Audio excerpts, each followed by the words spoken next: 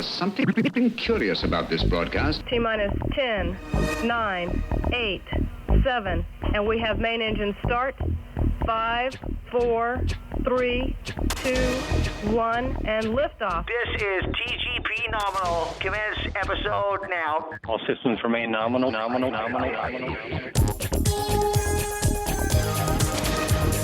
Hello everybody and welcome to TGP Nominal, your monthly look at all things science fact and science fiction. I'm Mark Taylor and I'll be guiding you through the Podisphere. If you were listening to the show last month, you might remember that I mentioned that there will be some changes to the Sky Guide for February. So we asked one of our honorary crew members whether they would like to come on board and host the Sky Guide, and they agreed. So would you like to introduce yourself? My name is Dan Pye, and I'm the Director of Astronomy and Science Communication at the Kielder Observatory in Northumberland. Northumberland is just on the borders of England and Scotland, and it's actually the biggest area of protected dark skies in Europe, right here in the UK.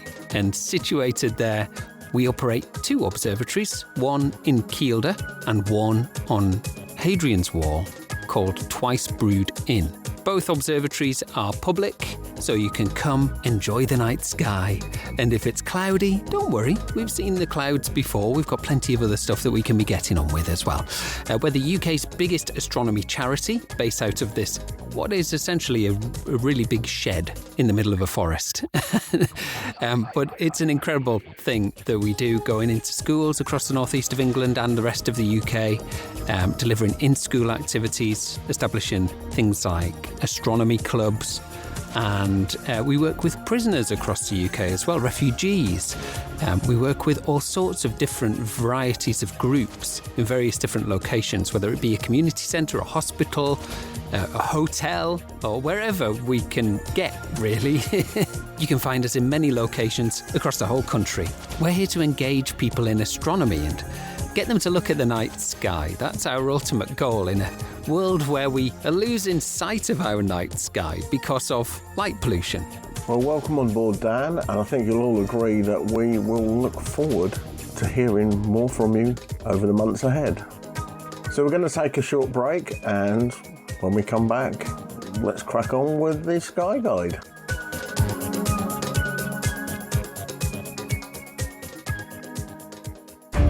If you could put on a special pair of glasses and look up into the night sky, you would see something amazing.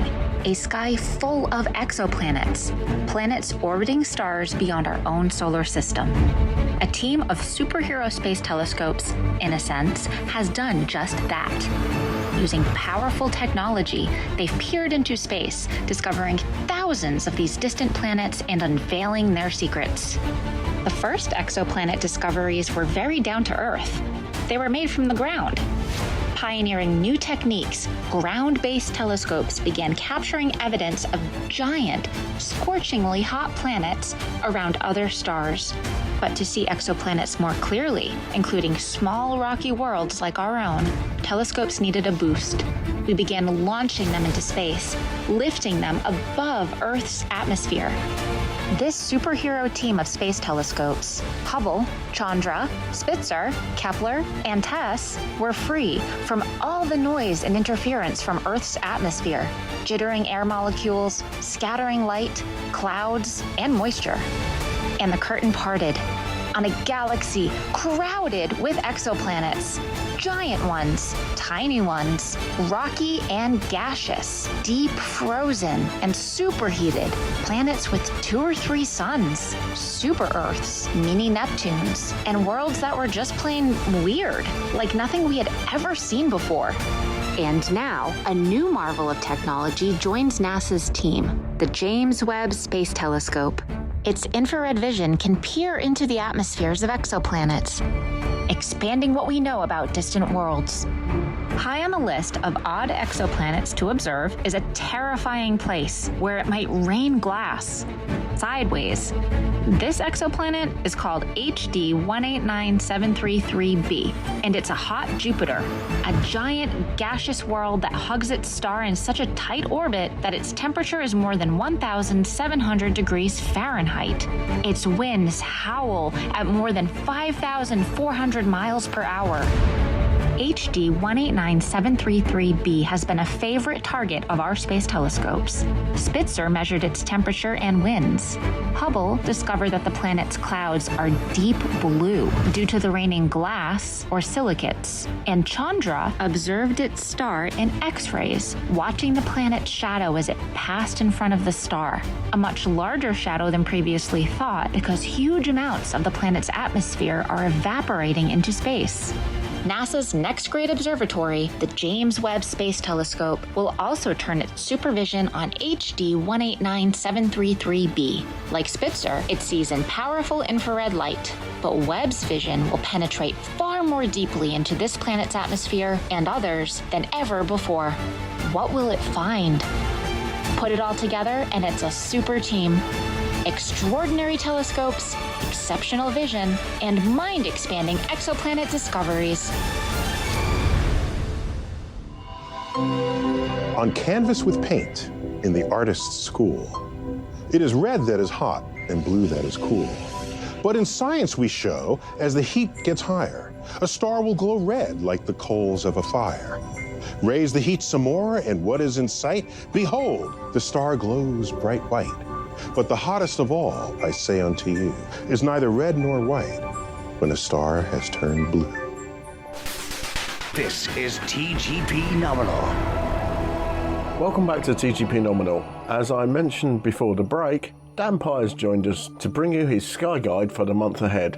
So Dan, what has February got in store for us? Well, February, in my opinion, is one of the best stargazing months of the year. That's if you get a clear sky and despite the snow that happens every now and again. But the colder temperatures make the air much crisper, so when the clouds do eventually part, the clarity can just be incredible. This time of year we only really see the fainter parts of the Milky Way. But back in 1610, Galileo used his newly improved Make Closer machine, which I think was a much better name for telescope, to gaze into this little patch of the Milky Way, which was originally thought to be a luminous cloud, only to discover it was, as he called it, innumerable stars. There's so many stars. So you could say that that point in history is when we discovered that the Milky Way was truly made from stars and not just these big clouds of luminous gas. The theory about the Milky Way being an island of stars, however, that came a little bit later. It's about 140 years later by an astronomer, actually from the northeast of England, called Thomas Wright. The nights are still long, but rapidly getting shorter, and spring's on the horizon when galaxy hunting is at its best. Winter constellations are still hanging around for now, but the spring ones, they're on their way. And by mid-month, Virgo will be reaching an observable position by midnight without any moon in the sky, which gives you a great chance to get into the bowl of Virgo for some galaxy hunting. If you happen to make it out under a clear UK sky in February, your attention will most certainly be towards the south, where Orion dominates the night sky, and he has done pretty much throughout the whole of winter. But it's starting to drift away into the west as the month goes on. Anybody who listens to this should be able to identify where Orion's belt is. And it's not visible all year, because of course constellations, they do change as the year goes on. So wherever Orion is now, it ain't going to be there in a couple of months. It's going to be gone from our skies as we start to creep through into the spring skies and then into the summer skies. But just below Orion's belt, those three stars in a line, you can sometimes pick out a little misty patch of light. If you use a pair of binoculars or a small telescope to look at that little patch of sky, you can start to spot the glowing light of the Orion Nebula. I always think it looks like an eagle spreading its wings. This is a region where stars are still forming right now. One of the best examples of stellar birth that we can see from Earth. And it's there every winter, churning out new stars. But not just new stars. but planets around them as well. A few years ago, Hubble had a look at this little patch of sky and it identified well over 180 little baby solar systems, or protoplanetary disks, or proplids, as we call them for short. Above Orion is Taurus, marked by the warm orange glow of Aldebaran, or Aldebaran, however you want to say it. Some of these words that we call stars, we don't really know how to enunciate them, and sometimes the spelling of them has changed as well, because they've been carried through history for thousands of years. A lot of them have got Arabic, and sometimes a tongue of Arabic which has disappeared now, so it's a bit difficult to really know exactly how these stars are said, but I always call it Aldebaran. Anyway, it's a big red star, and then just off to the right of that, you'll see the little tiny patch of sky, the Pleiades.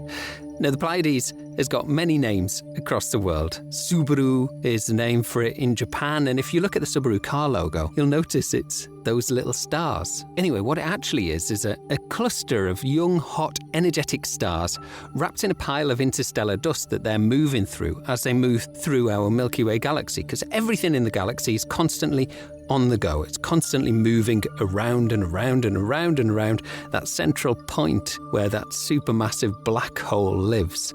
It's best seen with a pair of binoculars. If you zoom in too much, you're not going to be able to really do it any justice. The Pleiades is, however, celebrated in various cultures for multiple different reasons, and it has done for millennia. But in New Zealand, a few years ago, back in 2022, there was a holiday, a national holiday dedicated to the Pleiades. In Maori culture, it's called Matariki, and that is the beginning of the Maori culture's new year. So the rising of Matariki means this is the beginning of our new year. It's a time associated with harvest, renewal, and preparation for the year ahead.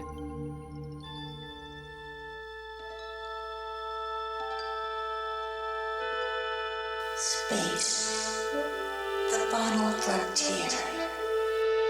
These are the voyages of TGP Nominal and its infinite mission to explore space, science, and technology news.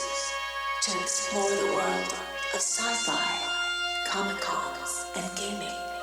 To boldly go where no podcast has gone before.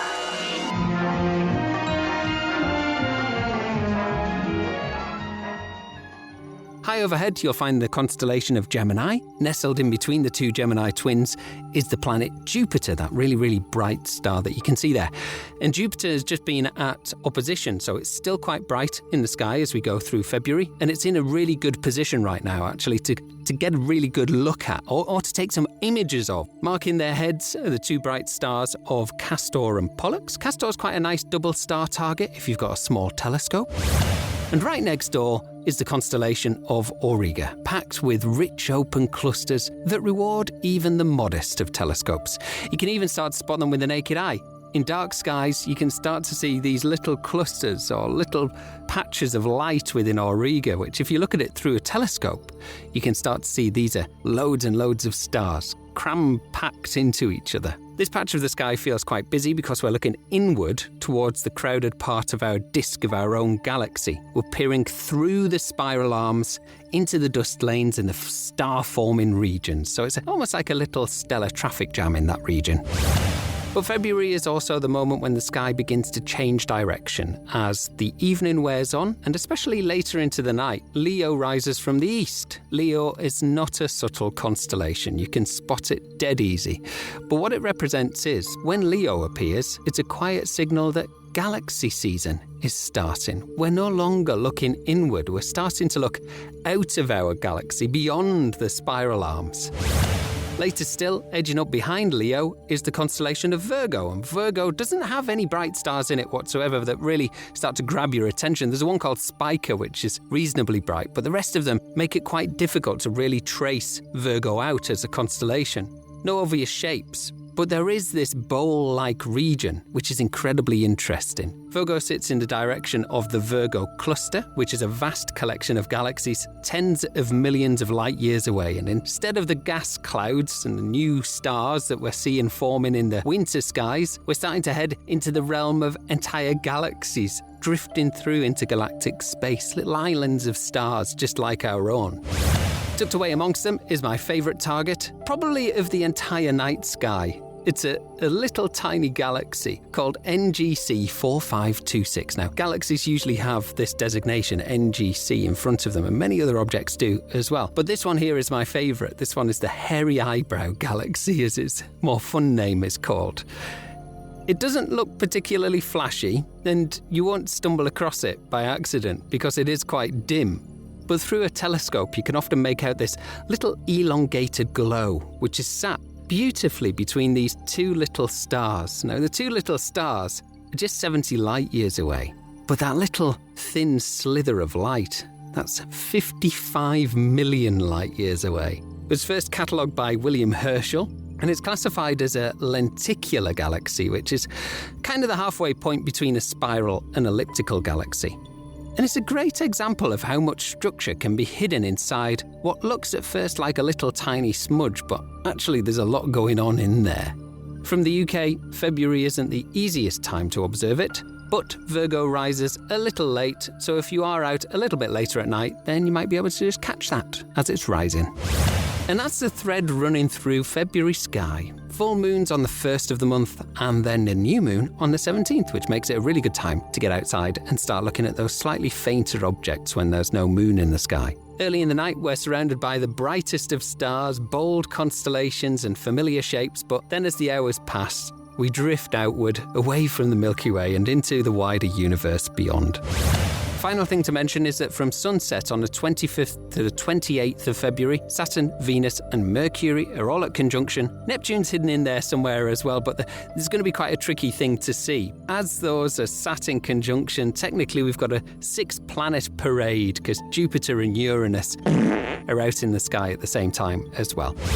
By the end of the night, you're no longer looking at places where stars are being born. Instead, you're looking at galaxies, entire galaxies, islands of stars with their own little nebulas and stuff inside them, really, really far away. Each with their own histories, collisions, and of course, futures as well.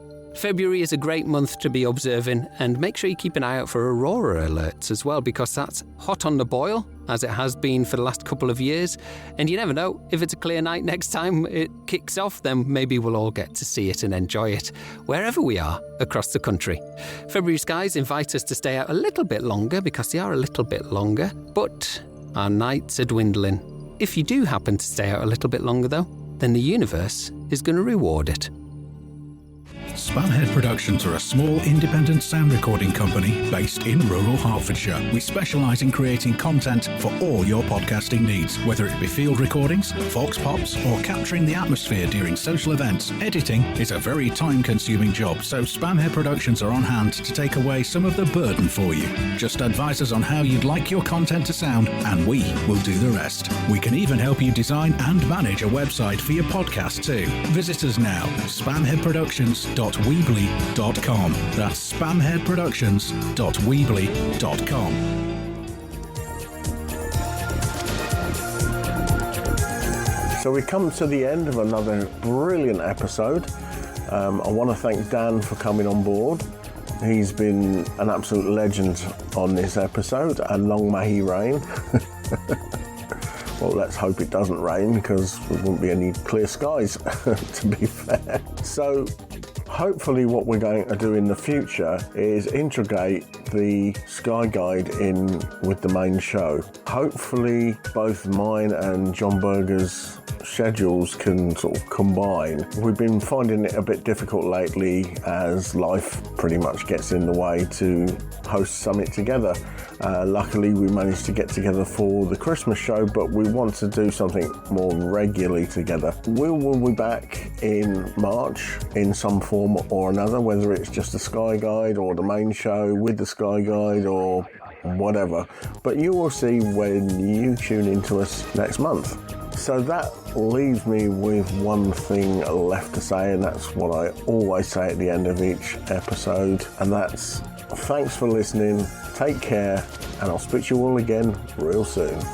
Well, that about wraps up this episode of TGP Nominal. If you want to get in touch with us, then send an email to garbagepod@virginmedia.com, where your input is our output. Or click the social media icons at the top left of the page over at tgpnominal.weebly.com. If you would like to subscribe to any of our podcasts, you can do so via Apple Podcasts, TuneIn, Spotify, and YouTube Music. Don't forget to rate and review us. And you can listen to me going solo, bringing you the latest in movies and home theater for regular people in the Widescreen podcast over at widescreen.org. And if you like what we're doing here, then why not buy us a coffee by clicking on the donate button on any of the podcast pages. And don't forget to spread the word about us.